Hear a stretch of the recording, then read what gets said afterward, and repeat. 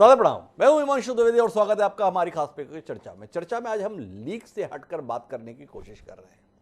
Leak से हटकर की बात इसलिए कर रहे हैं कि देश में ऐसा बहुत कुछ हो रहा है जिस पर 8 बजे बात हो सकती है, होनी चाहिए, कई चैनल कर भी रहे हैं, पर हम उस पर नहीं जा रहे हैं। हम जहांगीर इलाके में तोड़फोड़ के संदर्भ में और उसके संदर्भ में सुप्रीम कोर्ट के आदेश पर बात करने नहीं जा रहे हैं। हम कांग्रेस में पिछले 3-4 दिन से जो कवायद चल रही है प्रशांत किशोर के साथ, उस पर भी बात करने नहीं जा रहे हैं। हम बुलडोजर के संदर्भ में पूरे देश में जिस प्रकार का माहौल बन रहा है उस पर भी बात नहीं कर रहे हैं। हिंदू मुस्लिम के संदर्भ में जिस प्रकार की खाई बढ़ रही है उस पर भी आज बात नहीं कर रहे हैं। हम रूस यूक्रेन के युद्ध के संदर्भ में भी आज बात नहीं कर रहे हैं। हम इससे इतर आज बात कर रहे हैं शिक्षा की नई तैयारी, बहुत मिलेंगे डिग्रीधारी, इस विषय को लेकर। नई शिक्षा नीति जोर शोर के साथ में अनाउंस की गई थी। दुर्भाग्य ये रहा कि जब शिक्षा नीति आई उसी के साथ में कोरोना भी आया, इसलिए उतनी बात नई शिक्षा नीति के संदर्भ में नहीं हुई जिस तरीके की बात एक विचारवान समाज और एक संभावनाशील देश में होनी चाहिए थी। लेकिन अब चूंकि कोरोना से लगभग हम उबर रहे हैं, तो अब नई शिक्षा नीति को लेकर बात करना जरूरी हो गया है। अभी हाल ही में 2 खबरें हमारे बीच में आई हैं। एक खबर उच्च शिक्षा के संदर्भ में ये आई है कि अब एक क्रांतिकारी फैसला अमल में लाए जाने के लिए विश्वविद्यालय अनुदान आयोग अर्थात यूजीसी के द्वारा आदेश जारी कर दिए गए, जिसके तहत ये कहा गया है कि अब अगर छात्र चाहें तो वह एक साथ 2 स्नातक या 2 स्नातकोत्तर डिग्री एक साथ हासिल कर सकते हैं। कई लोग इस फैसले का बड़ा स्वागत कर रहे हैं, हम भी स्वागत कर सकते हैं, लेकिन हमारे इसके साथ में कुछ सवाल हैं, इसीलिए इस विषय को लेकर आपके बीच में है। इसके साथ में दूसरी खबर अंतर्राष्ट्रीय विश्वविद्यालयों के संदर्भ में, जिनके संदर्भ में भी एक नई किस्म की व्यवस्था को स्वीकार करने की बात कही गई है। हम इन दोनों विषयों पर ही बात करेंगे। हम बात करेंगे उस भारत के संदर्भ में जिसमें ज्ञान के संदर्भ में अपेक्षा की गई, उस देश में डिग्री की महत्ता वक्त के साथ बढ़ती गई। फिर बीच में बताया गया कि डिग्री के तो कोई मायने नहीं है, डिग्री के आधार पर कुछ होता नहीं है, डिग्री के आधार पर कुछ मिलता नहीं है, बेरोजगारों की एक लंबी कतार है। लेकिन इन सब के बीच में अगर कुछ नहीं है तो फिर जाके ये 2 डिग्री एक साथ करने की बात क्यों आ रही है? क्या इस देश में उच्च शिक्षा का स्तर वाकई इतना ऊंचा पहुंच चुका है जिसके आधार पर नीति निर्माताओं ने माना है कि हमारे बच्चे इतने ज़्यादा संभावनाशील हैं, इतने ज़्यादा विवेकवान हैं, इतने ज़्यादा गुणवान हैं, जिसके तहत उनके संदर्भ में इतना पर्याप्त नहीं है कि वह एक बार में 1 डिग्री पाएँ या एक पाठ्यक्रम को ही पढ़ें, इसलिए उनके लिए 2-2 डिग्री की सहूलियत उपलब्ध करा दी जाए। जिस देश के अंतर्गत पिछले 3 साल से शिक्षा अपने आप में मजाक बनकर रह गई कोरोना काल के अंतर्गत, हमारे पास में ऐसे बच्चों की एक फौज तैयार हो गई है जिन्होंने वस्तुतः परीक्षा दी ही नहीं है और वो स्नातक होने के लिए तैयार हो गए हैं। इसलिए हो गए हैं क्योंकि कई प्रकार के प्रयोग तमाम राज्यों के विश्वविद्यालय और बोर्ड के द्वारा किए गए, जिसके तहत आप घर जाइए, घर से कॉपी ला के जमा करा दीजिए, इसके आधार पर आप उत्तीर्ण हो जाएंगे। जनरल प्रमोशन दे दिए गए। अब इसके साथ में ये सहूलियत दिया जाना किसके लिए लाभप्रद है? इस देश के लिए लाभप्रद है, इस देश के निवासियों के लिए लाभप्रद है, या पिछले 1-1.5 दशक से जिस प्रकार से निजी विश्वविद्यालयों की फौज तैयार हो गई है, जिस प्रकार से दुकानें खुल गई हैं, उन दुकानों में एक नई व्यवस्था लागू कर दी गई है। जैसे हम खाने पीने की दुकानों पर जाते हैं तो वहाँ पे कॉम्बो ऑफर चलता है कि आप बर्गर लीजिए और बर्गर के साथ में अगर कोल्ड ड्रिंक लेना चाहते हैं तो कुछ सस्ते में मिल जाएगा। तो क्या इसी प्रकार के खाने पीने की दुकानों के रूप में हम विश्वविद्यालयों को तब्दील करने जा रहे हैं, या इससे इतर वाकई हमारी गुणवत्ता बढ़ने वाली है? इस पर हम बात करेंगे। 4 खास मेहमान इस महत्वपूर्ण विषय पर चर्चा के लिए हमारे साथ मौजूद हैं। उनसे आपका परिचय कराएं और देश के सम्मुख इस ज्वलंत विषय के संदर्भ में वाकई कुछ गंभीर बात करें। उससे पहले समय है आज के विचार सूत्र का। हमारा आज का विचार सूत्र 100 साल पहले जो तिलक कह गए थे वही है। उस समय पर उन्होंने कह दिया था कि आजकल शिक्षा तो रोटी कमाने का एक धंधा सा हो बैठी है, या शिक्षा नहीं मजदूरी है। उससे राष्ट्र की उन्नति नहीं उल्टे अवनति ही होगी। लोकमान्य तिलक ने 100 साल से भी पहले इस बात को कहा था। उन्होंने शिक्षा के संदर्भ में कहा था कि ये जो शिक्षा मिल रही है इसके कोई मायने नहीं है। पर अब शिक्षा जहां पर मिल रही है वो स्कूल कॉलेज ना होकर दुकानों के जो स्वरूप ले रहे हैं, क्या इसके संदर्भ में हमें विचार करने की जरूरत नहीं है? गंभीरता से आप इस पर मनन करें और इसी की रोशनी में हम अपनी चर्चा को आगे बढ़ाने की कोशिश करते हैं। हमारे साथ इस चर्चा का हिस्सा बनने के लिए 4 खास मेहमान मौजूद हैं। हमारे साथ एन.के. त्रिपाठी साहब मौजूद हैं, पुलिस अधिकारी रहे हैं, वर्तमान में कुलपति हैं मालवांचल निजी विश्वविद्यालय के। हमारे साथ डॉक्टर कमलाकर सिंह हैं, शिक्षा क्षेत्र में एक बड़ा नाम है। उन्होंने कई प्रकार की भूमिका निभाई है। उन्होंने मंत्रालय में रहकर सचिव के स्तर पर भी काम किया, विश्वविद्यालय के रजिस्ट्रार के तौर पर भी काम किया और राजा भोज विश्वविद्यालय के कुलपति के तौर पर भी काम किया। तकरीबन 4 दशक का उनका अनुभव है शिक्षा जगत का, वह हमारे साथ है। हमारे साथ प्रोफेसर प्रवन शर्मा जी हैं जो विभागाध्यक्ष हैं चौधरी चरण सिंह विश्वविद्यालय के, और साथ ही डॉक्टर मनोज पांडे शिक्षाविद वरिष्ठ प्रोफेसर हैं लखनऊ विश्वविद्यालय के। आप सभी का स्वागत है। चर्चा की शुरुआत हम डॉक्टर कमलाकर सिंह जी से करते हैं और कमलाकर सिंह जी से ही समझने की कोशिश करते हैं कि क्या वाकई हमारे बच्चे इतने ज़्यादा प्रतिभावान हो गए, हमारे कॉलेजों में इंफ्रास्ट्रक्चर और प्रोफेसर की उपलब्धता इतनी ज़्यादा हो गई कि ये लग रहा है कि यार 1 डिग्री पर्याप्त नहीं है। कमलाकर सिंह साहब, बच्चों की संभावना ज़्यादा है, क्षमता ज़्यादा है, 1 डिग्री से आकलन नहीं होता है, इसलिए उन्हें एक साथ 2-2 डिग्री उपलब्ध कराई जाए? या आप भी इस विचार के साथ हैं कुल मिला के 1 डिग्री 50,000 की और 2 डिग्री 75,000 रुपये की इस पैकेज पे जाया जाए, ज़्यादा फायदे का सौदा है? कुल मिलाकर आप जैसा अनुभवी शिक्षाविद किस विचार के साथ है इस नई शिक्षा नीति के संदर्भ में?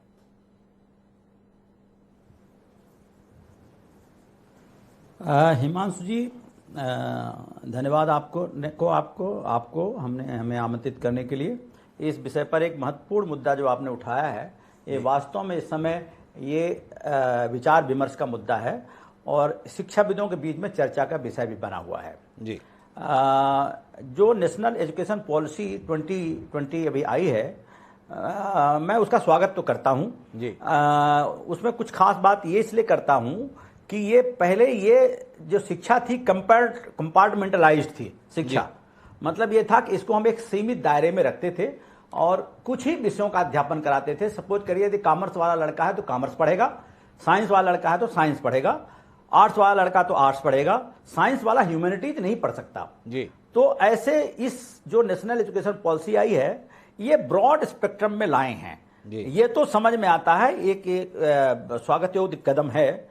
लेकिन क्या होता है, क्योंकि ये परिवर्तन दुनिया में हो रहा है, बहुत पहले की शिक्षा नीति बनी हुई थी और परिवर्तन होना भी चाहिए और होते भी रहना चाहिए।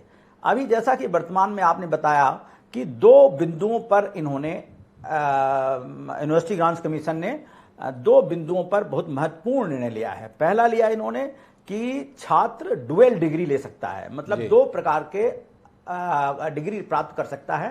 पहला डिग्री वो होगा जो रेगुलर होगी और रेगुलर के साथ यदि लेगा तो उसके साथ दूसरी ओडीएल लेनी पड़ेगी, मतलब ओपन एंड डिस्टेंस लर्निंग के साथ लेना पड़ेगी जी। दूसरा यदि दोनों डिग्री साथ साथ लेता है तो दोनों रेगुलर डिग्री लेता है तो उसके साथ पहली डिग्री जो ले रहा है उसके बाद दूसरी डिग्री का क्लास के टाइमिंग में डिफरेंस होगा जी। तीसरा इस प्रकार से ले सकता है डबल डिग्री कि यदि वो 1 डिग्री ले रहा है तो दूसरी डिग्री जो होगी वो दूसरी डिग्री जो होगी वो ऑनलाइन मोड से न हो करके उसमें डिफरेंस होगा, डिप्लोमा ले सकता है, ऐसा कर सकते हैं। पहला तो ये ले लिया इन्होंने, लिया 14 अप्रैल के समथिंग, ऐसी कुछ मुझे याद नहीं है, मुझे लगता है कि 13 अप्रैल को ये लिया है इन्होंने जी। सेकंड थिंग, अभी कल ही हमने उसकी रेगुलेशन तो देखा नहीं, कल अखबार में पढ़ा, कल टीवी में भी देख रहा था मैं, और उसके लिए उन्होंने मिस्टर यूजीसी चेयरमैन साहब ने उसको अपना प्रेस कॉन्फ्रेंस कर रहे थे, उसमें उन्होंने कहा कि यूजीसी डुअल डिग्री भारतीय और विदेशी संस्थानों से भी ले सकेंगे जी, जिसको संयुक्त डिग्री होगी वो जी। और वो उन्होंने कहा संयुक्त डिग्री ले लेंगे, मतलब 2 अलग, पहली वाली तो इनसाइड द कंट्री हो गया, दूसरा ये कहा कि आप बाहर के विदेश के विश्वविद्यालयों से भी 2 प्रकार की डिग्री डुअल डिग्री ले सकेंगे। अब उन्होंने इतना कठिन उसमें बना दिया है। अब जैसे उन्होंने कहा कि 3 प्रकार के लोग दे सकते हैं इसमें डिग्री। पहला तो उन्होंने कहा कि जिसका नेक स्कोर 3.01 होगा ji, national assessment and accreditation council, जो एक्रेडिटेशन की हिंदुस्तान में एक संस्था है जी, जो सभी विश्वविद्यालयों को, मध्य प्रदेश के नहीं पूरे देश भर के विश्वविद्यालयों को और कॉलेजों को एक ग्रेडिंग देता है। उस ग्रेडिंग के हिसाब से उन्होंने कहा कि जो 3.01 ग्रेडिंग न्यूनतम स्कोर होगा उसको देंगे। अब मैं इसके बारे में बताना चाहता हूं कि जो ग्रेडिंग होती है जी, जो ग्रेडिंग होती है 3.01 टू 3.25 इज ए ग्रेड, उसको ए ग्रेड में मानते हैं। फिर 3.06 से 3.50 ए प्लस प्लस होता है, 3 से ट्रिपल प्लस हो तो 3.1 होता है। अब मैं ये कहना चाहता हूं कि 3.1 से 3.25 यदि माने तो ए ग्रेड की ये विश्वविद्यालय या कॉलेज होंगे। मुझे लगता है कि मैं यदि मध्य प्रदेश के संदर्भ में बात करूं जी, मतलब देश के संदर्भ में, चूंकि मैं मध्य प्रदेश में ज्यादा काम किया है तो मध्य प्रदेश के संबंध में बात करूं तो मुझे नहीं लगता कि ए ग्रेड के 2, 4, 5 कॉलेज होंगे, ऐसा मतलब अंदाजन बता रहा हूं क्योंकि एग्जैक्टली मुझे नंबर नहीं आता है। 3, 4, 5 कॉलेज से ज्यादा नहीं होंगे। यूनिवर्सिटी भी मुझे लगता है एक आध ही होंगे। मैं कमलाकर जी थोड़ी मोटी बात में रहता हूं, मैं बहुत इसको शिक्षाविदों के बीच का मंच नहीं बनना चाहता, आम आदमी जो समझ पाए उस तक रहना चाहता हूं। आपसे सीधा समझना ये चाहता हूं कि क्या इस देश की उच्च शिक्षा की व्यवस्था में जो 1 डिग्री हासिल करने के संदर्भ में भी प्रावधान और प्रक्रिया है, क्या वह भी इतनी स्तरीय है कि उस डिग्री को प्राप्त करने वाले व्यक्ति को योग्य समझा जाए और हम दूसरी डिग्री भी साथ में देने के लिए तैयार हैं? क्या आप इस फैसले के साथ हैं या खिलाफ हैं? देखिए, इसमें बहुत स्पष्ट बात मैं कहना चाहता हूं जी कि हम पहली डिग्री 2 डिग्री दे करके पहली डिग्री का डिवेल्यूशन कर रहे हैं जी। माने पहली डिग्री यदि छात्र ले रहा है तो यदि वो 2 डिग्री ले रहा है तो पहली डिग्री को वो उतना स्तरीय नहीं बना सकता जितना वो दूसरे का। आप समझ लीजिए कि एक आदमी 2 जगह पढ़ने वाला है जी। तो 2 जगह पढ़ने वाला तो कंसंट्रेशन दोनों में देगा, तो क्वालिटी ना तो इसमें आएगी ना तो क्वालिटी उसमें आएगी, ना क्वालिटी उसमें आएगी ना उसमें आएगी। पर मेरे साथ में प्रोफेसर एन के त्रिपाठी साहब हैं, कुलपति हैं मालवाचल विश्वविद्यालय के, उनसे सीधे पूछ लेता हूँ। कमलाकर सिंह जी तो ये कह रहे हैं कि अगर 2 डिग्री ले रहे हैं तो उसमें पहली डिग्री का डिवैल्यूएशन हो रहा है। पर मैं आपसे समझना ये चाहता हूँ, त्रिपाठी साहब आपके पास जो लंबा तजुर्बा है, क्या वाकई हमारे पास में इतने जिम्मेदार बच्चे हैं जो एक साथ 2-2 कोर्स करने के लिए इच्छुक रहते हैं? उनकी क्षमता और योग्यता के संदर्भ में आप ऐसा मानते हैं, या आप इस व्यक्तिगत स्थिति को भी महसूस करते हैं कि आधे बच्चे हमारे बीच में ऐसे तैयार हो रहे हैं जो केवल और केवल नाम लिखाते हैं, 20 क्वेश्चन की सीरीज के भरोसे पे अपनी डिग्री हासिल करने की कोशिश करते हैं? क्या ये 2 डिग्री दे के हम अपनी डिग्रियों की अहमियत को और ज्यादा जमीन के अंदर गाड़ देने की कोशिश नहीं कर रहे? ये मेरा सीधा सवाल है, आपकी टिप्पणी। निश्चित रूप से नहीं कर रहे हैं जी। मेरा पूरा समर्थन इस नई व्यवस्था को है जी। इस नई व्यवस्था को समझने के लिए अभी जैसे यूजीसी के चेयरमैन साहब का जो इंटरव्यू आ रहा था जी। जो श्री कमलाकर सिंह जी ने जिसके बारे में अभी इशारा किया जी। उसमें उन्होंने एक बड़े पते की बात कही थी कि ये जो है व्यवस्था वैकल्पिक है। इसमें ये नहीं कहा जा रहा है कि सभी छात्र जो है इस प्रकार से डबल डिग्री लेने के लिए निकले। जी। जो बहुत हिम्मत वाले करेजियस और मेरिटोरियस स्टूडेंट्स जी। हैं उनको आगे आना है और वो 2 डिग्री जो है ले सकते हैं। और जैसा कि अभी बताया गया, जो अच्छे स्तर के कॉलेज हैं वही दोनों कॉलेज जो है ये डिग्री प्रदान कर सकते हैं। तो अच्छे स्टूडेंट अगर आगे बढ़ना चाहते हैं तो इस व्यवस्था के अंदर उनको एक मार्ग होना चाहिए, क्योंकि अगर वो 2 डिग्री रखता है तो उसकी एम्प्लॉयबिलिटी या उसको काम मिलने के अवसर जो हैं वो अधिक हो जाएंगे। और अगर मिली जुली उसकी जो जानकारी होगी संभवतः प्राइवेट सेक्टर में उसको जो है अधिक उसको महत्व मिलेगा और वो अपने जीवन को जो है काफ़ी आगे बढ़ा सकेगा। तो ये एक पूरी तरह से एक वैकल्पिक व्यवस्था है। जो मेरिटोरियस छात्र हैं, जो मेधावी छात्र हैं, उनको आगे बढ़ने के लिए ये एक नया मौका दिया गया है, नया अवसर दिया गया है। और नई एजुकेशन पॉलिसी एक क्वालिटी की जब बात करती है तो निश्चित रूप से जो मेधावी छात्र हैं उनको रोकना भी उचित नहीं है कि उनको भी आप उसी रट में डाल दें। मैं आपकी बात से सहमत हूं कि एक बहुत बड़ा वर्ग जो है वो केवल डिग्री प्राप्त करने का प्रयास करता है, लेकिन आप जैसा जानते हैं डिग्रियों की भी कोई वैल्यू नहीं रह गई है। वैल्यू डिग्री की तब मानी जाती है कि उसके आधार पे आप आर्थिक रूप से कितना कमा सकते हैं जीवन में। अगर आप नहीं कमा सकते हैं तो उस डिग्री के कोई महत्व नहीं है। लेकिन अपनी एम्प्लॉयबिलिटी बढ़ाने के लिए अगर कोई छात्र 2 वर्ष में या 3 वर्ष में या 4 वर्ष के अंतराल में डबल पीजी या डबल यूजी कर लेता है तो इसके लिए ये द्वार खुले होने चाहिए। और जैसा कि ये है कि 1 डिग्री वो विदेश से भी साथ ही साथ ले सकता है ऑनलाइन स्टडी करके, ये सभी प्रकार के ऑप्शंस जो खुले हैं ये सबके लिए वैकल्पिक है। अगर आप नहीं लेना चाहते हैं न लें, आप जो है सामान्य ट्रेडिशनल तरीके से पढ़ना चाहते हैं तो पढ़ें। हालांकि जो आज ट्रेडिशनल तरीका है उसमें भी जो है मल्टीपल चॉइस आ गई है और कुछ तो उसमें चॉइस लेनी ही पड़ेगी। कुछ आपके मुख्य विषय हैं अंडर ग्रेजुएट में, कुछ गौण सब्जेक्ट हैं जिसमें आपको दूसरी जानकारी चाहिए। लेकिन कुल मिलाकर जो एक फ्लेक्सिबिलिटी न्यू एजुकेशन पॉलिसी में आई है वो स्वागत योग्य है और देश को आगे बढ़ाने वाली है। क्योंकि 35 साल पहले जो एजुकेशन पॉलिसी आई थी उसका एकमात्र उद्देश्य केवल संख्या बढ़ाना था कि हमारे छात्रों की संख्या GER जिसको हम कहते हैं वो बढ़ जाए।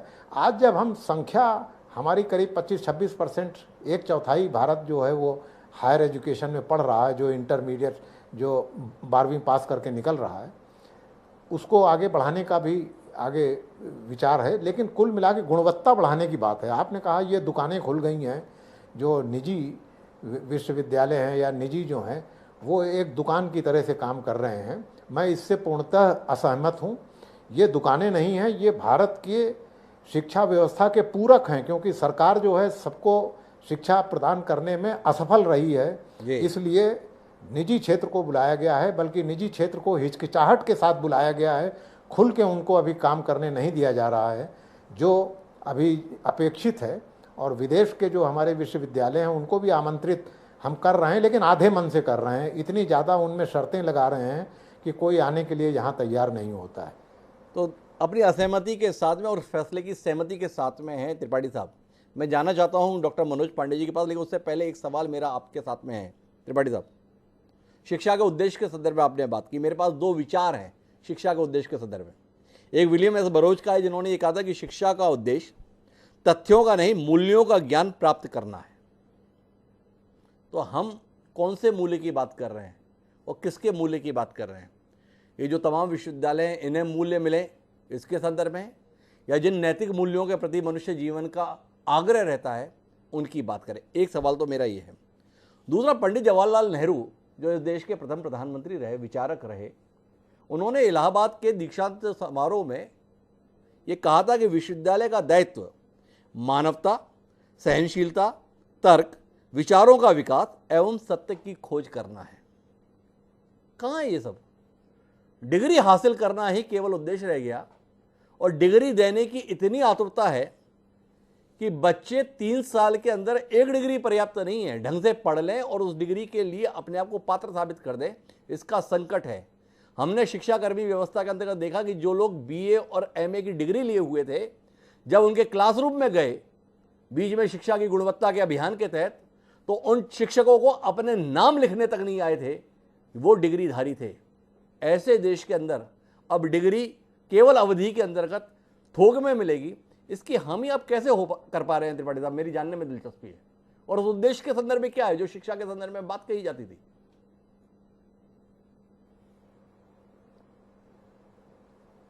आपने जो कहा उसके दो भाग हैं। पहला भाग तो आपने ये कहा अपना नाम नहीं लिख पाते, जो उसकी गुणवत्ता बताता है कि किस प्रकार से वो अर्ध शिक्षित हैं जी, उनके पास डिग्री है लेकिन वो पूरी तरीके से शिक्षित नहीं। दूसरा जो आपने महत्वपूर्ण बिंदु उठाया जी, वो नैतिकता का है, मॉरलिटी का है, एथिक्स का है, या किसी भी छात्र के पर्सनालिटी डेवलपमेंट का है कि वो अपने चरित्र को किस प्रकार से उठाता। मैं आपसे 100% सहमत हूँ कि शिक्षा का एक मुख्य उद्देश्य यह भी होना चाहिए, और जो हम डिग्री प्रदान करते हैं उसमें कहीं न कहीं इसका समावेश होना आवश्यक है।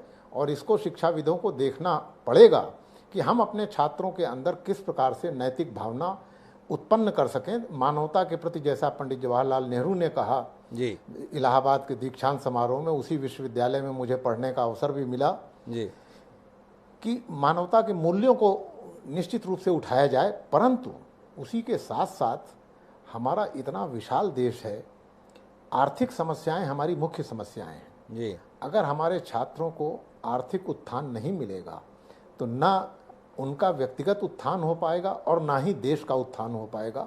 इसलिए हमें एम्प्लॉयबिलिटी का ध्यान रखना पड़ेगा, रोजगार का ध्यान रखना पड़ेगा। त्रिपाठी साहब बाकी बिंदुओं पर सहमति रखते हुए भी इस फैसले के साथ में है, पर क्या डॉक्टर मनोज पांडे जी का निजी अनुभव इस फैसले के साथ में है? क्या डॉक्टर मनोज पांडे जी मानते हैं कि ये वाकई गुणवत्ता में सुधार करने के लिए क्रांतिकारी कदम साबित होगा? क्या वाकई ये रोजगार की नई संभावनाओं का सृजन कर देगा? या मनोज पांडे जी मान रहे हैं कि और कुछ तो नहीं होगा, पर ये जो भीड़ बीच में निजी विश्वविद्यालयों की आ गई है, कुछ विश्वविद्यालय अच्छे हो सकते हैं अफवास्वरूप, मैं त्रिपाठी साहब से इत्तेफाक रखता हूँ, लेकिन निजी अनुभव जो अपने दाएं बाएं आगे पीछे देख रहा हूँ, कुल मिलाकर साल फीस इतने का ही खेल है। रजिस्ट्रेशन करा लीजिए, अगर आपको ग्रेजुएशन की डिग्री चाहिए तो 3 साल का समय लगेगा, 3 साल के बाद आइए अपनी डिग्री ले जाइए।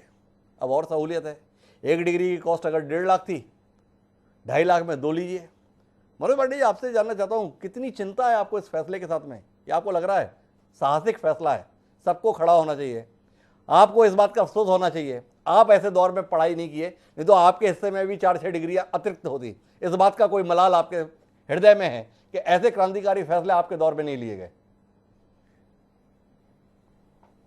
देखिए, एक बात बता दूं जी कि बहुत पहले एक बात कही गई शिक्षा के बारे में कि शिक्षे तुम्हारा नाश हो, तुम नौकरी के हित बनी। जी अब शिक्षा को अगर दो भागों में बांट लें जी तो एक ग्लोबलाइज्ड जो ग्लोबलाइजेशन है उसका ईरा है और दूसरा ग्लोबलाइजेशन से पहले का ईरा है।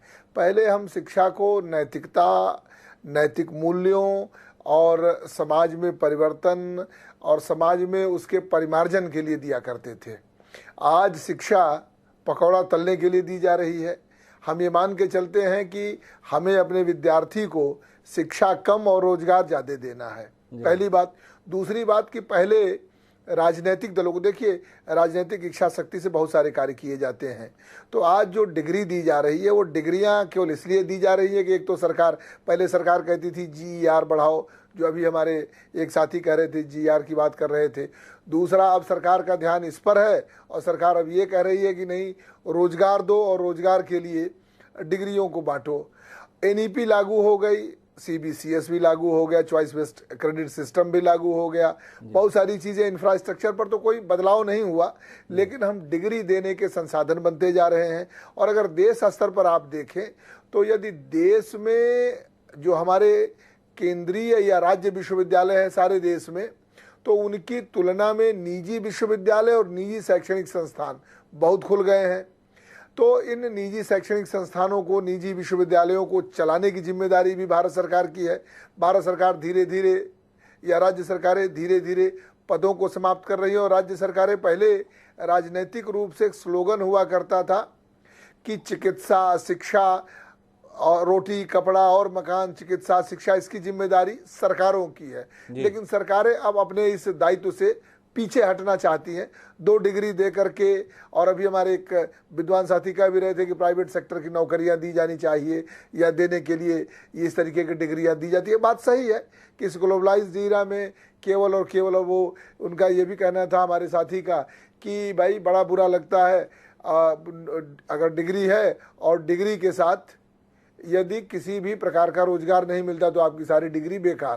तो बेकार डिग्री को लेकर के क्या करेंगे? तो अब सारी चीज़ें रोजगार से जुड़ गई हैं, एम्प्लॉयमेंट से जुड़ गया है, और एम्प्लॉयमेंट में हर तरह की स्किल डेवलपमेंट की बात होने लगी है, NEP आ गई है। तो सरकारें अब अपने जो उनकी जो नैतिक जिम्मेदारी थी, जो संवैधानिक जिम्मेदारी थी, उनको छोड़ करके सरकारें अब आज की तारीख में अब शिक्षा को नैतिक मूल्यों से न जोड़ करके रोजगार से, और रोजगार में भी रोजगार चाहे वो जिस तरीके का हो उस तरीके के रोजगार को वो पर मेरा मनोज पांडे जी थोड़ा आपसे अपना व्यक्तिगत अनुभव साझा करने का अनुरोध है। आप स्वयं प्रोफेसर हैं, आप कई बच्चों के संपर्क में रहते हैं, क्या आपने अपने इतने लंबे शैक्षणिक अनुभव में यह महसूस किया कि यार क्या कमाल के छात्र मेरी क्लास में आते हैं, कहाँ केवल एक ही पाठ्यक्रम में फंस के रह गए हैं, इनको तो और पाठ्यक्रमों में भी होना चाहिए था। बड़ा अन्याय हो रहा है नई व्यवस्था के अंतर्गत जो चल रही थी, अब इनकी प्रतिभा के साथ न्याय होगा। इतने प्रतिभा संपन्न, इतने संभावनाशील युवा हमारे बीच में हैं, इनको हमने कितने बंधन में बांध रखा था, सही मौका अब मिलेगा। यह आपको लगता है जो थे वो ढंग से पढ़ने के लिए तैयार नहीं थे, अब और ज्यादा अमूल्यन का रास्ता हमने खोल दिया है। थोड़ा 2 टूक बात आपसे करना चाहता हूं, उम्मीद करता हूं आप अपने अनुभव को साझा करेंगे। अब मैं दो टूक बात, अब 2 टूक इसका जवाब भी दे दूं। देखिए, पहले कबीर के एक दोहे से अपनी बात कह दूं कि वो जो कबीर का दोहा है कि गुरु शिष्य है, अरे वो गुरु कुम्हार है, शिष्य कुंभ है, और वो घड़ा मान लिया और गह काटे चोट, तब जो है माना गया। लेकिन अब जो बदला हुआ समय है, इसमें गुरु शिष्य का कोई रिश्ता नहीं, शिक्षक शिक्षार्थी का कोई रिश्ता नहीं, और शिक्षा पहले मैंने कहा कि शिक्षे तुम्हारा नाश हो तुम नौकरी के हित बनी, तो अब ये शिक्षा नौकरी के हित के लिए बनी हुई है। और सरकारें, मैंने फिर कहा, मैं फिर कह रहा हूँ कि सरकारों की जो जिम्मेदारी है, जो छात्र जीवन में हम कि भाई बात सही है, 100% शिक्षा पर व्यय हो, कम से कम 10%। सरकारें अब व्यय नहीं करना चाहती, सरकारें शिक्षा को निजी क्षेत्रों के हवाले कर देना चाहती है, और निजी क्षेत्रों के हवाले निजी क्षेत्रों के हवाले कर देना चाहती है। मनोज पांडे जी की इस बात को लिखित शिकायत है, और उनकी शिकायत नाजायज नहीं है। राधाकृष्णन आयोग बना था आजादी के बाद, जिसने स्पष्ट तौर पर उच्च शिक्षा के संदर्भ में कहा था कि उच्च शिक्षा का दायित्व सरकार का है। आर्थिक सहायता विश्वविद्यालयों को उपलब्ध कराने का अर्थ सरकारी हस्तक्षेप नहीं है, लेकिन सरकार को उच्च शिक्षा के संदर्भ में अपने दायित्व का निर्वहन करना चाहिए। यह आजादी के समय इस देश का दृष्टिकोण था।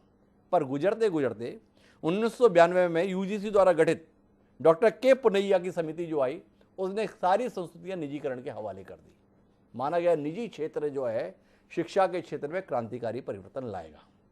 मेरे साथ में प्रोफेसर पवन शर्मा जी हैं, मैं उनसे समझना चाहता हूँ। पवन जी, वाकई क्रांतिकारी परिवर्तन नहीं आ गया? हम अतीत में पढ़ते हैं, उस समय के जो मिडिल पास हुआ करते थे, इंटर पास हुआ करते थे, उनकी भी योग्यता, उनकी क्षमता, उनकी लिखावट, उनकी भाषा की समझ, इसके लोग कायल हुआ करते थे। और अब का संकट है, जो डिग्री मिली है ना, उस डिग्री का नाम भी अगर ठीक से लिख दें तो उसके लिए भी हम आभारी हो सकते हैं। ऐसा एक बड़ा वर्ग हमारे बीच में रहता है जो डिग्रीधारी है, और अब इसके बीच में ये नई व्यवस्था है। हिमायती हैं आप बतौर शिक्षाविद इस नई व्यवस्था के, या आपको लग रहा है पुनर्विचार की जरूरत है? नई शिक्षा नीति की बात हो रही है, बहुत अच्छी बात है, पर नए के अनुसार करने क्या जा रहे हैं, इस पर भी बात होनी चाहिए। हिमांशु भाई, आपने राधा कृष्णन आयोग की बात की जी, जो 1948 में जी हमारे सम्मुख आया जी। आप यदि उस पूरे कमीशन की रिपोर्ट को पढ़ेंगे जो काफी मोटी है जी, तो ध्यान में आता है कि 1948 में यदि पूरी सिफारिशें ही उसकी लागू हो गई होती तो आपकी जो आज पीड़ा है कि शिक्षा में अवनति के गर्त तक जा रही है, तो मुझे लगता है रुक गया होता वो सारा मामला। जी 1964 में उठारी कमीशन बना था जी, उसकी भी सिफारिशें यदि यथावत लागू हो गई होती तो भी आज शिक्षा की यह दशा और दिशा नहीं होती। जी आपने कहा कि मूल्यों की बात हम शिक्षा में करते हैं। जी, हितोपदेश का एक श्लोक है, विद्या, हम सबने अपनी प्राथमिक शालाओं में पढ़ा होगा, विद्या ददाति विनयम विनयाद याति पात्रताम पात्रत्वाद धर्म वाप्नोति धनात् धर्म ततः सुखम। विद्या और सुख का अंतः संबंध है भारतीय संकल्पना में। विद्या जो है वो सुख के बिना बेमानी, और सुख जो है वो विद्या के बिना निराधार है। पिछले 50, 60, 70 सालों में विद्या का संबंध सिर्फ पैकेज के साथ रह गया, जिसको हम सुख मानते हैं। विद्या ददाति विनयम, विद्यार्थी से विनम्रता आएगी, विनम्रता से पात्रता आएगी, पात्रता से धन कमाएंगे। हम जरा ध्यान करें कि जो विगत दिनों की शिक्षा है उसमें पात्रता कहाँ है? पात्रता कहीं लुप्त हो गई। विद्या की संकल्पना यदि हम करते हैं तो उपनिषदों की बात करते हैं, ईश उपनिषद की बात कर लें तो विद्या से अभिप्राय लोक और परलोक दोनों के साधन मात्र से है, दोनों को साधना पड़ता है। ये सब बातें जो शिक्षा की बात अभी एक बंधु कर रहे थे कि शिक्षा तू नौकरी के हित बनी तेरा नाश हो, निश्चय ही भर्तृहरि भी यही बात कहते हैं अपने नीति शतकम में कि विद्या जो है अर्थ करी, यश करी, लाभ करी। देखिए, यदि आपकी उदर पूर्ति विद्या के माध्यम से नहीं होती है तो भी बेमानी है, लेकिन उदर पूर्ति के साथ साथ जीवन के मूल्य भी यदि आप में इनकलकेट नहीं हो रहे हैं तो वह उससे भी ज्यादा बेमानी है।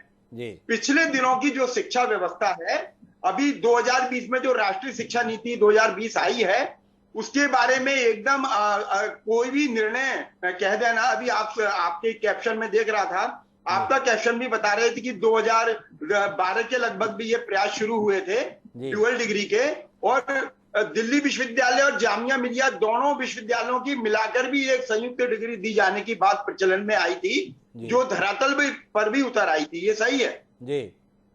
भारत के परिप्रेक्ष्य में यदि हम विद्या व्यवस्था का मूल्यांकन करते हैं तो अंग्रेजों के आने से पूर्व यानी 1835 से पूर्व अनेक जो विद्या के संस्थान हैं वो इस प्रकार की व्यवस्था लागू करते हैं।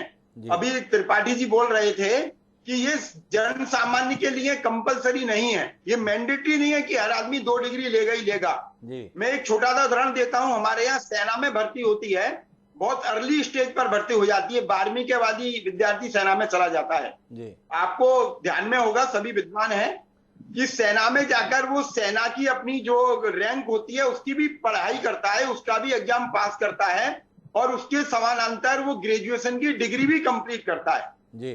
तो ये जो विद्या की जो डुअल डिग्री की बात है कि एक ही साथ वो 2 डिग्री ले सकता है, तो पहली बात तो हिमांशु भाई ये सबके लिए अनिवार्य नहीं है, कंपलसरीली नहीं है। जिनमें दम होगा वो आएंगे, जिनमें दम नहीं है वो 1 डिग्री लेंगे, ये तो सही है। अच्छा, शिक्षा में लंबे समय से कोई ऐसा नहीं कोई ये पहली बार प्रयोग हो रहा है। मैं पवन जी बीच में रोकना चाहता हूं, ये जो आपने बात कही जिसमें दम होगा वो ले सकता है, जिसमें दम नहीं होगा वो नहीं ले सकता है। मेरा अंदेशा ये है, मेरी चिंता ये है, मेरा सरोकार ये है, ये दम उसकी मेधावी क्षमता के संदर्भ में है या आर्थिक हैसियत के संदर्भ में है। निजी विश्वविद्यालयों के अंतर्गत बड़े पैमाने पर डिग्री बांटने का जो खेल देश में चल रहा है कि आपको एक निश्चित फीस जमा करनी है, 3 साल का इंतजार करना है और अंततः अपनी डिग्री हासिल कर लेनी है। तो कुल मिलाकर जिसकी हैसियत 1.5 लाख रुपए देने की थी वो इस रास्ते पे जा रहा है। अब ड्यूअल पैकेज आएगा, जैसे मैंने कार्यक्रम की शुरुआत में कहा था कि आप बर्गर के साथ में अगर कोल्ड ड्रिंक भी साथ में लेते हैं तो थोड़े डिस्काउंट के साथ में आपको मिल जाता है, तो ये ड्यूअल डिग्री भी अब डिस्काउंट के साथ इन दुकानों पे मिलेगी। ये जो विश्वविद्यालय हैं इनके दुकानों में तब्दील हो जाने का जो सिलसिला चल निकला है, ये फैसला उसे और तो नहीं बढ़ा देगा? क्या आपको नहीं लगता है कि ये कॉम्बो ऑफर इस देश की शिक्षा व्यवस्था का हिस्सा तो नहीं बन जाएगा? और अगर बन जाएगा तो आप जैसा शिक्षाविद इसको लेकर चिंतित है कि नहीं, और अगर है तो क्या कुछ करने की योजना बना रहा है, ये जानने में दिलचस्पी है। मैं वही बात, मेरी बात पूरी होने दीजिए। पिछले 200 सालों से लगभग भारत में अंग्रेजों के आने के पूर्व इस प्रकार की परंपरा थी ही नहीं अस्तित्व में परीक्षा की। सब विद्वान लोग हैं, सबको पता है ये परीक्षा की व्यवस्था अंग्रेजों के आने के बाद नौकरी देने के दृष्टिकोण से विकसित हुई। और वर्तमान धर्मपाल जी की किताब है ब्यूटीफुल ट्री, जो भारतीय शिक्षा के ऊपर लिखा गया प्रमाणिक ग्रंथ है, जो इंडिया हाउस लाइब्रेरी लंदन से उन्होंने एजीटी संकलित करके रिपोर्ट्स को प्रकाशित किया है। हिमांशु भाई, ये कल भी ये समस्या थी कि डिग्री मिलने के बावजूद भी बच्चे को नौकरी नहीं मिलती थी, उसको नौकरी से संबंधित परीक्षाएं पास करनी होती थी। इसलिए ऐसा नहीं था कि सिंगल डिग्री के बाद भी उसको कोई नौकरी मिल जाती। गांधी जी की बड़ी भारी चिंता रही है नई तालीम को लेकर। गांधी जी चाहते थे कि विद्या शिक्षा लेने के बाद विद्यालय से बाहर निकलते ही विद्यार्थी अपनी रोजी रोटी कमाने लगे। यह विद्या या यह जो शिक्षा जिसको हम कंटेम्परेरी भारत में पढ़ रहे हैं, यह विद्यार्थी को उसकी रोजी रोटी जुटाने में उतनी सफल नहीं रही जितने की उसको होना चाहिए था। यद्यपि 1986 की जो शिक्षा नीति थी उसको रोजगार के साथ जोड़ने के भरसक प्रयत्न हुए थे। इसलिए घबराने वाली बात इसलिए नहीं है क्योंकि जिसके पास मेधा होगी वही 2 डिग्री के लिए जा पाएगा। पैसे का इससे संबंध उतना ज्यादा नहीं है। आपकी बात कहीं सही हो सकती है कि कॉम्बो पैकेज मिल जाए, 1 डिग्री के साथ डिप्लोमा फ्री मिल जाएगा, 2 डिग्री के साथ बाद में 1 डिप्लोमा फ्री मिल जाएगा, हो सकता है। ये सब भविष्य के गर्त में छुपा है। लेकिन डिग्री मिलने के बावजूद भी रोजगार उन्हीं को मिलेंगे जिनके पास मेधा होगी, जो मेधा संपन्न होंगे। राष्ट्रीय शिक्षा नीति 2020 उन सारी संभावनाओं को एक्सप्लोर करती है जिनके माध्यम से विद्यार्थी अपनी क्षमताओं का उपयोग कर पाए, विद्यार्थी अपनी क्षमताओं का उपयोग कर पाए। प्रोफेसर पवन शर्मा जी लगातार इस बात को कह रहे हैं जिसमें मेधा होगी वही इस प्रक्रिया का लाभ ले पाएगा। लेकिन मैं डॉक्टर कमलाकर सिंह जी आपसे समझना ये चाहता हूं, जो आपका 4 दशक का शैक्षणिक जगत का अनुभव है, इस देश की शिक्षा व्यवस्था में जरूरत एक साथ 2 डिग्रियां पाना था, या इस देश की जरूरत है कि 1 डिग्री उपलब्ध कराने के लिए जिस प्रकार के शिक्षक उपलब्ध कराए जाने चाहिए, विश्वविद्यालय बना दिए, कुलपति का पद बना दिया, लेकिन 20-20 साल होने के बाद भी विश्वविद्यालय ऐसे जिनमें एक प्रोफेसर नहीं है, सारा काम असिस्टेंट प्रोफेसर के भरोसे चल रहा है। एसोसिएट प्रोफेसर हो गए तो बहुत बड़ी बात है। शायद ही कोई विश्वविद्यालय देश में ऐसा हो सरकारी स्तर पर जिसमें सारे पद भरे हों शैक्षणिक स्तर के। कहीं 40% खाली हैं, कहीं 50% खाली हैं, और अगर आप और डिटेल में जाना चाहें तो 90% खाली पदों की फहरिस्त भी हमारे पास में है। ये नई शिक्षा नीति के अंतर्गत आप ड्यूअल डिग्री दे रहे हैं। ड्यूअल डिग्री इस देश की पहली प्राथमिकता है कमलाकर सिंह जी, या आप मानते हैं कि जो शिक्षक का काम है उसके लिए उपयुक्त व्यक्ति 100% भरे जाएंगे? यह सरकार की प्राथमिकता में होना चाहिए था। ठीक है।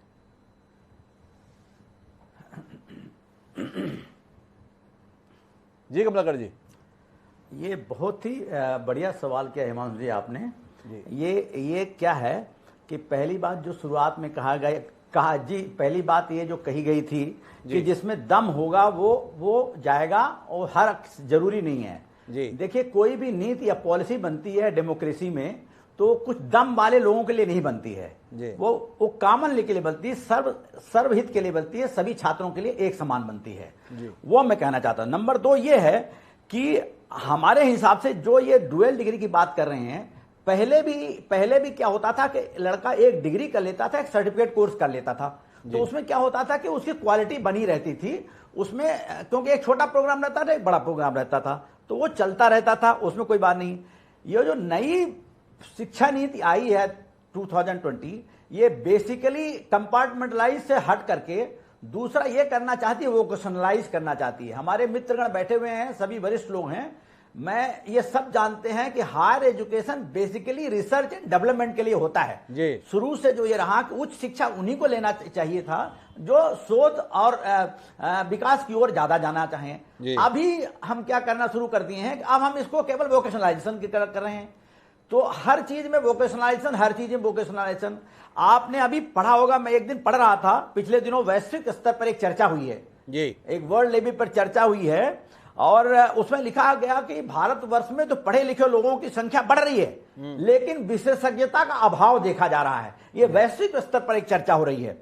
तो मेरे कहने का तात्पर्य, जैसा आपने कहा, एक बहुत बड़ी अच्छी बात कही है कि आपने तो कह दिया कि हम वोकेशनलाइज करेंगे। 90% पद भरे नहीं हुए हैं शिक्षा के। जैसे मान लीजिए उन्होंने कहा नई शिक्षा नीति में फिजिक्स वाला इकोनॉमिक्स पढ़ लेगा, कॉमर्स वाला वो ह्यूमैनिटीज पढ़ लेगा। तो ऐसे महाविद्यालय हमारे यहाँ हैं जहां पर मान लीजिए फिजिक्स वाला है, वहां पर इकोनॉमिक्स के टीचर ही नहीं है, यूनिवर्सिटीज के पद खाली भरे हुए हैं। तो मैं समझता हूं कि शिक्षा नीति को मतलब जन सरोकार के माध्यम से कुछ जमीनी स्तर पर भी सोच करके ही विचार करना चाहिए। और आप बिल्कुल सच कह रहे हैं, हमारे जैसे मध्य प्रदेश का लूं तो एक सेमेस्टर बहुत बड़ा उदाहरण है यहाँ पर बिना सोच करके हमारे यहाँ सेमेस्टर सिस्टम लागू कर दिया गया मध्य प्रदेश में। और ये जो सेमेस्टर सिस्टम है ये वर्ल्ड वाइड एक्सेप्टेड मॉडल है, दुनिया में सेमेस्टर सिस्टम चल रहा है, लेकिन हमारे यहाँ सेमेस्टर सिस्टम हटा दिया गया। तो इसीलिए कहते हैं किसी भी चीज को सोच समझकर विचार करके हर बच्चों के हिसाब से, चाहे वो गरीब हो, चाहे पैसे वाला हो, चाहे वो बहुत प्रभावशाली हो, चाहे वो बहुत मेरिटोरियस हो और नॉन मेरिटोरियस हो, पॉलिसी ऐसी होनी चाहिए कि हर छात्र को समान अवसर प्राप्त हो सके। ये नहीं होना चाहिए कि हम दम वाले लड़कों को दम वालों को कर पाएंगे। लेकिन जो मूल बात है उसके संदर्भ में मैं त्रिपाठी साहब आपकी भी टिप्पणी चाहता हूं। जो सवाल मेरा कमलाकर सिंह साहब से था ना, वही आपसे भी है। देश की जरूरत क्या है? खोज अन्वेषण की बात कमलाकर सिंह जी ने कही। उच्च शिक्षा के संदर्भ में कहा जाता है कि चिंतन, मनन और अन्वेषण ये उच्च शिक्षा का मूलभूत उद्देश्य है। उच्च शिक्षा के विद्यार्थियों के संदर्भ में उम्मीद की जाती है कि वह चिंतन करेंगे, मनन करेंगे और उसके आधार पर कुछ नया खोजकर समाज के बीच प्रस्तुत करेंगे। क्या ये आपको दृष्टिगोचर हो रहा है ये नई शिक्षा नीति में? एक तो सवाल ये, और मैं फिर पूछ रहा हूं आपसे त्रिपाठी साहब कि वाकई हमारी जरूरत वर्तमान में इस बात की थी कि हम बच्चों को 2 डिग्री 3 डिग्री एक साथ उपलब्ध कराने के संदर्भ में छूट दे दें, या हमारी जरूरत इस बात की है कि जो 1 डिग्री उनको मिलनी है उस डिग्री को हासिल करने के लिए उन्हें योग्यता उपलब्ध कराने के लिए समुचित शिक्षक उपलब्ध कराएं?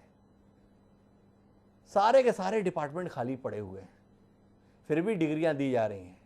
सरकारी विश्वविद्यालयों की हालत इतनी बुरी है। हमारे यहाँ पे कुशाभाऊ ठाकरे विश्वविद्यालय है, 2004-05 में अस्तित्व में आया, 2022 हो रहा है, 17 साल हो गए। तब एक प्रोफेसर की भर्ती आज तक नहीं कर पाया ये विश्वविद्यालय।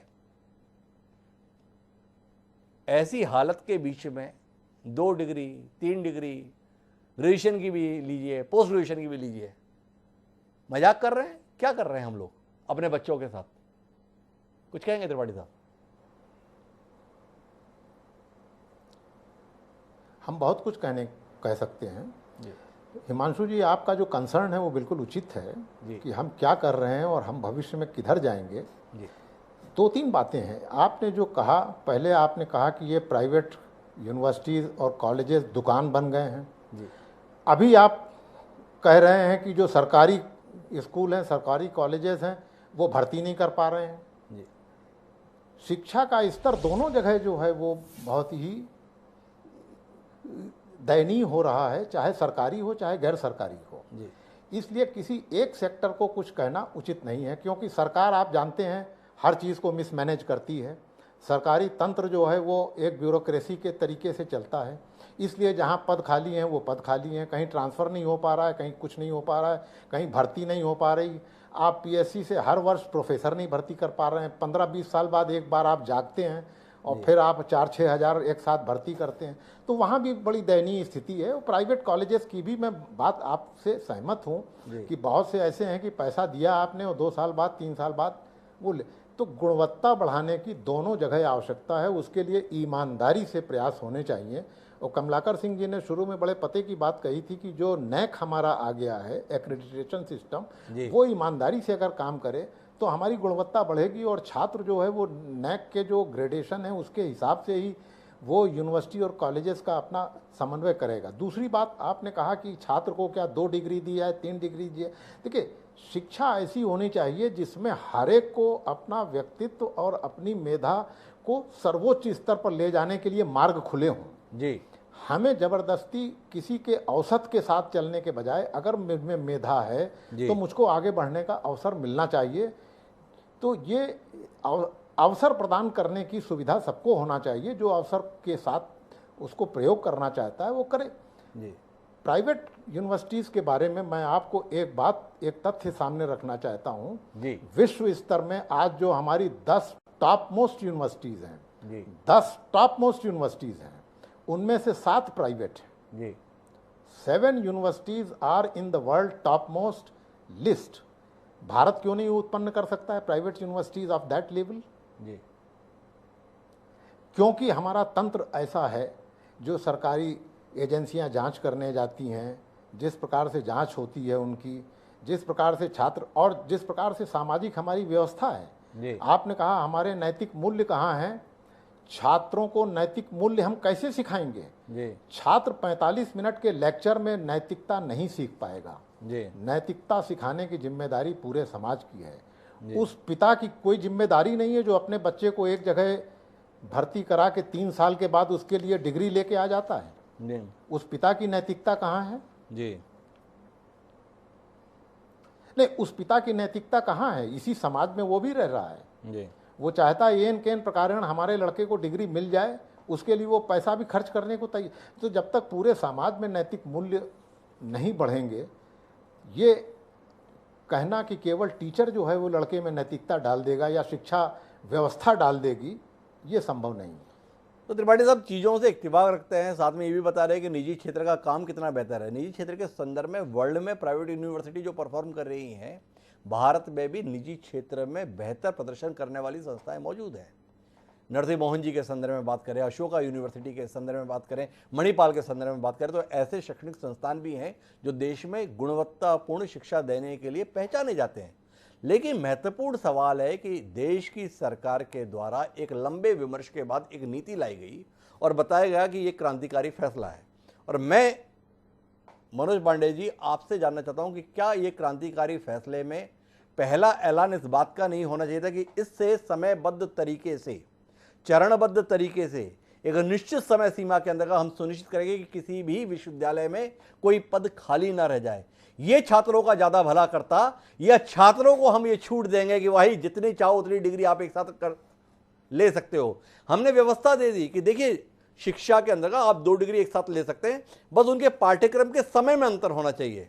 मैं आपसे जानना चाहता हूं पांडे साहब, जो पाठ्यक्रम का समय है, क्या उस पाठ्यक्रम में भी क्लास अटेंड करने के लिए बच्चे आ जाते हैं, जो हम अलग अलग समय के आधार पर मानते हैं कि वो पहले इधर अटेंड करेगा और फिर दूसरे भी में भी अटेंड करेगा? आपसे जानना चाहता हूं इस व्यवहारिक पहलू को। दो सवाल है मेरे। पहली जरूरत क्या थी? क्या ये नीति ज्यादा कारगर नहीं होती, ज्यादा प्रभावी नहीं होती, ज्यादा असरकारक नहीं होती अगर सरकार ये संकल्प जाहिर करती कि हम कोई पद किसी विश्वविद्यालय में खाली नहीं छोड़ेंगे? या ये व्यवस्था ज्यादा आपको रुचिकर लग रही है कि भले ही पद ना रहें, भले ही शिक्षक ना रहें, पर डिग्री मिलना हम सुनिश्चित करेंगे, और एक नहीं दो डिग्री अब आपको एक साथ देना भी सुनिश्चित करेंगे? आपकी राय? देखिए, एक बात बड़ी स्पष्ट है कि विश्वविद्यालयों में या महाविद्यालयों में जो पद रिक्त हैं, निश्चित रूप से उससे शैक्षणिक गुणवत्ता प्रभावित हो रही है, पहली बात। दूसरी बात कि सरकार ने आनन फानन में पूरे देश में एनईपी लागू किया, संरचनाओं की कमी है। तीसरी बात कि विश्वविद्यालय हमारे केवल डिग्री बांटने के अड्डे नहीं हैं, ये शैक्षणिक संस्थान है जहां शैक्षणिक गुणवत्ता की बात होती है। तो उचित होता कि पूरे देश में पहले जब एनईपी लागू किया गया, टीचर टाट का रेशियो बदला गया, तो पहले उस टीचर टाट के रेशियो पर नियुक्तियां की जाती, नियुक्तियों को करने के बाद कोई भी पद खाली न छोड़ा जाता, सरकार जो जीडीपी है उसका कम से कम 10% शिक्षा पर व्यय करती, और उच्च शिक्षा रिसर्च और डेवलपमेंट की चीज़ है। किसी भी देश के विकास के लिए रिसर्च और डेवलपमेंट जरूरी है। बहुत डिग्री बांटकर प्राइवेट नौकरियां दिए जाने से देश का बहुत भला नहीं हो सकता। देश में बहुत सारे ऐसे गरीब छात्र हमारे हैं, मध्यम वर्ग के छात्र हैं, निम्न मध्यम वर्ग के छात्र हैं, जिनके पास असीम मेधा है, जो देश को आगे बढ़ा सकते हैं, लेकिन संसाधनों की कमी, सरकार की इच्छा शक्ति की कमी और व्यवस्था में कमी और आनन फानन में बिना अधोसंरचना के, बिना मूलभूत संरचना के नई शिक्षा नीति जो लागू की गई है, एनईपी लागू की गई है, न्यू एजुकेशन पॉलिसी, ये शायद अभी देश का भला नहीं कर पाएगी। एक साथ 2 डिग्री देना कोई अच्छी बात है, इसका मैं विरोध नहीं कर रहा हूँ। डिग्रियां दी जानी चाहिए, जो मेधावी छात्र हैं उनको 1 नहीं 2 नहीं 3 डिग्री दे दी जाए। डिग्री देना अलग बात है, लेकिन उचित ये है कि हम उन गरीब छात्रों को जो निजी विश्वविद्यालयों में, निजी संस्थानों में नहीं पढ़ सकते हैं, उनके लिए सरकारी व्यवस्था करें, सरकार की व्यवस्था हो, और जीडीपी का कम से कम 10% रख करके, और ये जो निजीकरण है, इस निजीकरण को समाप्त किया जाए। निजी विश्वविद्यालयों की संख्या बढ़ रही है, निजी शैक्षणिक संस्थानों की संख्या बढ़ रही है, उनको समाप्त किया जाए और सारे पद भरे जाए। तो मनोज जी कह रहे हैं कि सरकार पहले अपना दिल बड़ा करे और अपनी मुट्ठी ढीली करे। शैक्षणिक क्षेत्र में एक पर्याप्त पैसा खर्च करने की जरूरत है, वो पैसा तो खर्च कर नहीं रहे हैं, प्रावधान दे रहे हैं। मैं कमलाकर जी एक और पहलू पे आपसे बात करना चाहता हूं। इस दौरान देश में निजी स्तर पर ही कॉलेज और विश्वविद्यालय खुले ऐसा नहीं है, सरकार को भी बड़ा शौक चल रहा है इस समय में विश्वविद्यालय खोलने का। एक दौर था जब हम भी पढ़ाई कर रहे थे, उससे पहले का भी दौर था, जिसमें कुलपति का पद बेहद सम्मान का पद था। कुलपति को राज्य मंत्री का दर्जा दिया हुआ था। आजकल कुलपति के संदर्भ में पदावनत करते हुए स्पेशल सेक्रेटरी या एडिशनल सेक्रेटरी या अंडर सेक्रेटरी तक ला दिए हैं। कभी कुलपति के आने पर मंत्री, मुख्यमंत्री खड़े हो जाया करते थे। आजकल देखता हूं वल्लभ भवन के या महानदी भवन के गलियारों में कुलपति बाहर खड़ा रहता है उच्च शिक्षा के सचिव से तो छोड़िए, अंडर सेक्रेटरी से मिलने के लिए कि वो मेरे यहाँ के बजट के संदर्भ में कुछ पैसे रिलीज कर दीजिए। मैं आपसे समझना चाहता हूँ कमलाकर सिंह जी, ये जो विश्वविद्यालय खोलने की होड़ है, ये क्या भला करने वाली है? बिल्कुल ठीक कह रहे हैं आप जी। देखिए, मैं 2 बिंदुओं पर बात करना चाहता हूं जी। एक तो आपने जो पहली बात ये कही कि ये निजी विश्वविद्यालयों का जो खेल है और कुलपतियों की स्थिति जो बनी हुई है वो क्यों ऐसे हुई है जी। पहली बात तो मैं इन हमारे साथियों ने जो बात कही है उस पर मैं एक बात आपसे कहना चाहता हूं। जिस यूनिवर्सिटी ग्रांट्स कमीशन ने ये 2 कहा है कि 102 डिग्री 3 डिग्री ले लीजिए जी, वही यूनिवर्सिटी ग्रांट्स कमीशन ने ये कहा है कि आप विदेशों से समझ कर लीजिए और विदेश की ज्वाइंट डिग्री ले लीजिए। वही विश्वविद्यालय, वही यूनिवर्सिटी ग्रांट्स कमीशन जो 1956 का एक्ट है, वो कह रहा है कि आप 3 लिख लीजिए, एक ले लिए डिग्री, और कोई भी ले ले, उसमें सेलेक्टिव स्टूडेंट ले ले। मैं कहता हूं जो 1956 का एक्ट है, उसका जो मिशन एंड विजन है, जो उसका उद्देश्य है, उसमें क्लियर कट लिखा हुआ है कि देश के विश्वविद्यालयों में शिक्षण और अनुसंधान के मानकों का समन्वय, निर्धारण और रखरखाव करेगा। अब देखिए, जैसा कि हमारे प्रोफेसर साहब मित्र कह रहे थे कि विश्वविद्यालयों में रिसर्च एंड डेवलपमेंट एक महत्वपूर्ण पार्ट होता है। यूनिवर्सिटी ग्रांट्स कमीशन जिसने ये 2 सर्कुलर जारी करे हैं रिसेंटली, इसका उद्देश्य ही है कि अनुसंधान के मानकों का समन्वय निर्धारण करेगा। तो वो उद्देश्य से अलग हटके नेशनल पॉलिसी में बनी गई। दूसरी बात, जहां आपने कही कि हमारे विश्वविद्यालयों के कुलपतियों की स्थिति जो नाजुक बनी हुई है, उसके संबंध में मैं कहना चाहता हूं। ये बात बिल्कुल आपने सच कही कि एक जमाने में कुलपतियों का वर्चस्व ये होता था कि हम लोग भी पढ़ते थे, यूनिवर्सिटी में पढ़ते थे, तो कुलपति तक तो संभव ही नहीं था कि पहुंच जाते थे, कभी नहीं पहुंच पाते थे। रजिस्ट्रार तक भी पहुंचना बड़ा मुश्किल हुआ करता था एक जमाने में। लेकिन अब स्थिति ये हो गई कि अब हर छात्र नेता, चाहे वो किसी भी पार्टी का हो, सीधे जाके रजिस्ट्रार से तो मिलते ही नहीं है, वो तो सीधे कुलपति से जाके मिलता है और वहीं पर जाके मिलता है। वहीं से स्थिति उसकी खराब होने लगी, शुरू हो जाती है। फिर क्या होता है कि जैसे आपने कहा कि पद खाली हैं, हमारे विश्वविद्यालयों के पद इसलिए नहीं भरे जा सकते हैं कि जब तक, जैसे यूनिवर्सिटी ग्रांट्स कमीशन ने पद दे दिया कि 10 पद हमने आपको दे दिए, विश्वविद्यालय को 15 पद दे दिए, तो वो तो प्लान पोस्ट देती है 5 साल के लिए। यूनिवर्सिटी ग्रांट्स कमीशन पैसा देता है और फिर 5 साल के लिए के बाद सरकार की जिम्मेदारी होती है। तो हम तभी पदों को भर सकते हैं जब उसकी कांकरेंस मिल जाए स्टेट गवर्नमेंट की। स्टेट गवर्नमेंट कांकरेंस देती नहीं है कि क्योंकि स्टेट गवर्नमेंट की भी स्कैर्सिटी फंड की रहती है, इसलिए नहीं देती है, इसलिए कुलपतियों पर मेरा कमलाकर जी यही तो आपत्ति है, राज्य सरकार की हैसियत नहीं बची है कि वह अपने स्तर पर इन पदों को भर पाए, उसकी आर्थिक स्थिति उसे इजाजत नहीं देती, आप खुद ये कह रहे हैं। पर इसके बावजूद भी तमाम राज्य सरकारें दनादन विश्वविद्यालय खोले जा रही हैं, जहां मौका लग रहा है हर चौक चौराहे पर वह अपना एक यूनिवर्सिटी खोल देने के लिए तैयार हैं। जिन राज्यों में 3-5 यूनिवर्सिटी होती थी, आज 15, 17, 20 यूनिवर्सिटी सरकारी हो गई हैं, पद भरे नहीं जा रहे। आप बड़े आराम से ये कह दे रहे हैं कि राज्य सरकार की स्थिति नहीं होती है। खिलवाड़ नहीं है देश के साथ। आप केवल ताली बजवाने के लिए और वोट लेने के लिए, ये दिखाने के लिए कि हम काम कर रहे हैं, यूनिवर्सिटी खोल देते हैं, एक कुलपति उसका बंगला, गाड़ी और इंतजाम कर देते हैं। पर जो असल काम है शिक्षक देने का, प्रोफेसर देने का, टीचर देने का, वो आपकी प्राथमिकता में कहीं नहीं है। और फिर भी देश को बताने की कोशिश कर रहे हैं, नई शिक्षा नीति लेकर आए हैं, अब देखो काम कैसे होता है। मजा नहीं कर रहे देश के साथ हम लोग।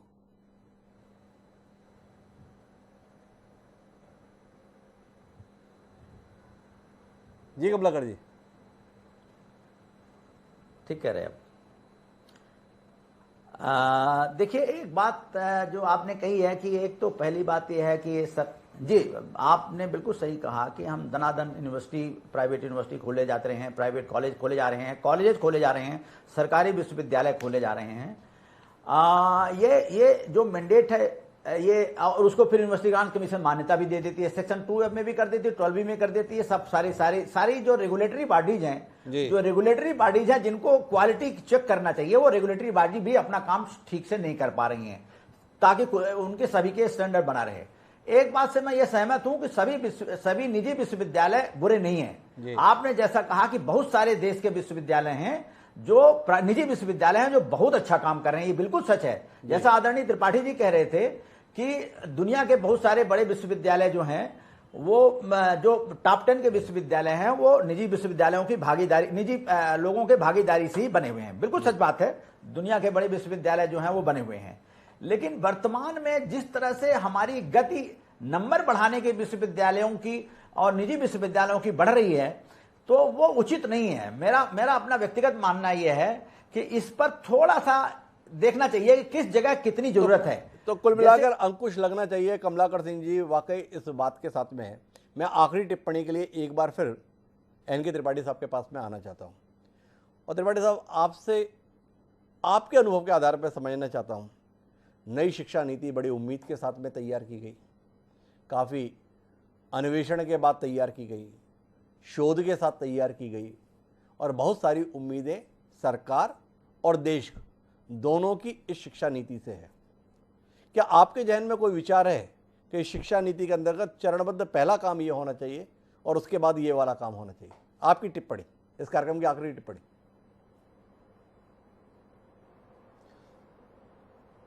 देखिए, राज्य सरकारों की जो प्रशासनिक, केवल शिक्षा के क्षेत्र में नहीं बल्कि आप किसी भी क्षेत्र में देखें तो घोर अव्यवस्थाएं हैं जी। शिक्षा नीति ये नहीं कहती है कि राज्य सरकारें अपने विश्वविद्यालयों में पद ना भरें या कॉलेजेस को खाली रखें। शिक्षा नीति एक उद्देश्य को लेकर एक शिक्षा को हम कैसे आगे बढ़ा सकते हैं उसकी ओर आगे बढ़ रही है, ताकि समाज हमारा आगे आने वाला समाज कैसा होगा। सवाल अभी आप दोनों की आलोचना बराबर से कर रहे हैं। एक तरफ सरकार की भी आलोचना कर रहे हैं कि सरकार खर्च नहीं कर रही, वो कह रहे हैं 10% के अभी तो 3-3.25% भी नहीं खर्च कर पा रहे हैं हम जीडीपी का। और दूसरी तरफ निजी विश्वविद्यालय या कॉलेजेस वो भी भरमार पर। तो दोनों जगह ही जो है आपको शिक्षा का स्तर उठाना है और उनकी प्रशासनिक व्यवस्था को ठीक करना है। शिक्षा नीति का इस प्रशासनिक व्यवस्था को मान के चल रही है कि ये सभी कॉलेजेस में सभी पद भरे हुए हैं, सब लोग ठीक से पढ़ा रहे हैं, उसके बाद हमें क्या नीति लेके आगे बढ़ना है उस पर वो आगे बात कर रहा है। तो ये कहना कि शिक्षा नीति ये क्यों नहीं देखती कि शिक्षक के पद भरे हैं कि नहीं भरे हैं, ये उनका काम नहीं है। शिक्षा नीति जो है एक भविष्य में शिक्षा को कैसे गति दी जाए उसकी ओर आगे बढ़ रही है। और राज्य सरकारों का ये दायित्व है, केंद्र सरकार का भी दायित्व है, निजी क्षेत्र का भी दायित्व है कि वो अपने विद्यालयों को गुणवत्ता उसको प्रदान करें। और सबसे बड़ी चीज़ जो हमारी इन्फोर्समेंट जो एजेंसीज़ हैं वो इतनी लचर हो गई हैं और उनके वेस्टेड इंटरेस्ट इतने ज़्यादा हैं कि वो ठीक से नियंत्रण नहीं कर पा रहे हैं और एक ऐसा नेक्सस पैदा हो गया, आपराधिक नेक्सस पैदा हो गया है जो शिक्षा के क्षेत्र में जो है बहुत डैमेज कर रहा है। जब तक उसको हम अटैक नहीं करेंगे प्रशासनिक दृष्टि से, लेकिन शिक्षा नीति अपनी जगह पे जो है वो उचित है। आपने कहा 92 के बाद से जिस प्रकार से निजीकरण, 92 के बाद से भारत का समाज भी बदला है जी। निजी क्षेत्र उद्योग में भी आया, निजी क्षेत्र जो है वो इसमें भी आया और उस निजी क्षेत्र का ही आज कारण है कि हमारे लाखों लाख छात्र जो हैं वो आईटी के क्षेत्र में जा रहे हैं। सरकार इनको नौकरी नहीं दे पाती। आज कोई भी ऐसा परिवार मध्य वर्ग का नहीं है जिसका कोई न कोई भतीजा या भांजा आईटी में काम न करता हो या बैंकिंग सेक्टर में काम न करता हो। तो सभी को मिल के देश को हमको उठाना होगा। बड़ी महत्वपूर्ण टिप्पणी त्रिपाठी साहब ने की है। नीति के संदर्भ में इतनी महत्वपूर्ण बात नहीं, सबसे महत्वपूर्ण है कि नियामक संस्थाओं को जो जिम्मेदारी निभानी चाहिए देश की, उन्होंने अपनी जिम्मेदारी निभाना छोड़ दिया। एक विश्वविद्यालय के संदर्भ में, एक महाविद्यालय के संदर्भ में किस अनुशासन के साथ, किन जरूरतों के साथ, किन उपकरणों के साथ, किन संसाधनों के साथ संचालन होना चाहिए, उसके संदर्भ में जो ढुलमुल रवैया है वो दरअसल हमारे लिए समस्या है। उम्मीद करते हैं कि नई शिक्षा नीति के साथ में जितनी उम्मीदें देश ने बांध रखी हैं उन उम्मीदों को पूरा करने के लिए तंत्र को जो काम करना है वो अपना काम करेगा। उम्मीद करनी चाहिए कि तमाम विश्वविद्यालय और महाविद्यालय में खाली पड़े पद भरे जाएंगे, तमाम योग्य लोग उन पदों पर बिठाए जाएंगे और सारे संसाधन उपलब्ध करा के आने वाली पीढ़ी को तैयार करने का काम किया जाएगा। आप 1 नहीं, 2 नहीं, 5 डिग्री एक साथ दें, लेकिन पहले उन डिग्रियों को देने लायक शिक्षक तो उन संस्थानों में उपलब्ध कराएं। आप डिग्री दे रहे हैं पर उन डिग्रियों को देने लायक शिक्षक तक आप नहीं दे रहे हैं, तो हम उम्मीद क्या करें? इन डिग्रीधारी लोग देश के लिए कुछ भला कर पाएंगे। विचार होना चाहिए। बहरहाल आप सभी मेहमानों का बहुत बहुत धन्यवाद इस चर्चा का हिस्सा बनने के लिए। समय है अब आज की प्रासंगिक पंक्तियों का। जिस प्रकार का माहौल है, जिस प्रकार की अव्यवस्था है, उसी को एक शायर ने बड़े ही अच्छे शब्दों में व्यक्त किया। हम अपनी पीड़ा उन शब्दों के माध्यम से ही व्यक्त कर रहे हैं। उन्होंने लिखा कि जब तलक रिश्वत ना लें, जब तलक रिश्वत ना लें हम दाल गल सकती नहीं, नाव तनख्वाहों के पानी में तो चल सकती नहीं, डाकुओं के दौर में परहेजगारी जुर्म है, जब हुकूमत खाम हो तो पुख्तागारी जुर्म है, इस गिरानी में बुला क्या गुंचुए इमा खिले, जौ के दाने सख्त हैं तांबे के सिक्के पिलपिले, लोग अटकाते हैं कि रोड़े हमारे काम में, जिसको देखो खैर से नंगा है वो हमाम में। जोश मलिहाबादी ने सामाजिक व्यवस्था के संदर्भ में, सरकारी व्यवस्था के संदर्भ में बेखौफ लिखा। हम बेखौफ पढ़ रहे हैं, आप बेखौफ मनन कीजिए और फिर विचार कीजिए कि क्या कुछ हमारे बीच में होना चाहिए और उसके लिए हमें क्या भूमिका निभानी चाहिए। बहरहाल आज के इस कार्यक्रम में इतना ही, कल फिर मिलेंगे नए विषय के साथ। मुझे दीजिए इजाज़त।